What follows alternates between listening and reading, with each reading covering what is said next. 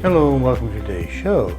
Today's show deals with the replacement or repair of a drain in a situation I've never run across in my life. Now, it had a solution, obviously, and it was originally installed with this particular lavatory.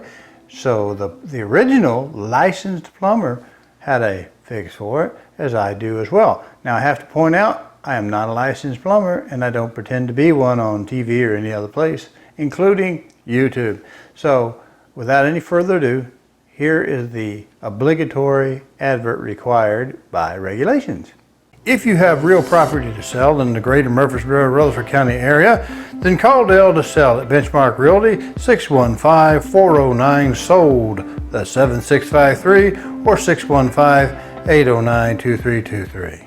The flange in the master bathroom's lavatory had broken a couple years ago. Now, a lot of things going on simply didn't get it fixed because there's no damage caused by it. Any kind of leakage, the worst case would happen is that the sink would just not hold water and water would bypass into the overflow drain. This was quite a while ago. Now, when I looked underneath it just to see if there's anything changed, because I was considering replacing the faucet anyway, I noticed that the cabinet bottom was showing some signs of having gotten wet.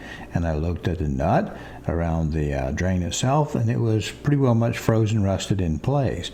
One of the peculiar things I had not seen before was why in the world was there plumber's putty jammed on the front side and none in the back? After removing the drain, I soon had my answer. I'll use this rather Monty Python-looking hand sketch to explain it to you. The drain does not go through the lavatory vertically. It actually leans toward the front.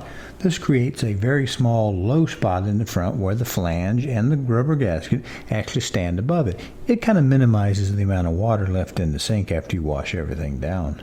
On the surface, this seems like a very good idea. The downside of this is that the casting is flat on the bottom, and with that going through at an angle, it creates a seal problem with the bottom flange gasket, or what I like to call the wedge gasket. I bought a faucet, and with it came a sink drain, and I installed that using the parts that were provided with the kit. And surprise, surprise, the darn thing leaked. I can only assume that the licensed plumber that did the initial installation had the same trouble. In between painting and other things, I fiddled with that darn thing for 2 days. I called a professional plumbing supply house to see if they had some alternate wedge gaskets.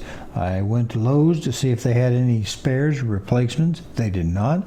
They even took one out of a package and substituted it to see if that would work. I didn't think it would because there was nothing wrong with the original gasket. The problem was that darned angle. Now, I believe that when the original licensed plumber installed his drain, he torqued a living fool out of that bottom nut, and that put so much pressure between the backside of that wedge gasket and the flange that that's why the metal actually broke. Inside of the lavatory, there is a sleeve, and that drain fit beautifully down the center of that drain. The problem being turned at an angle was driving that wedge gasket or that bottom flange gasket into that shape. They were not symmetrical at the point of contact, and too much pressure existed on the back flange and not enough in the front, while the sides then caused it to gap and leak.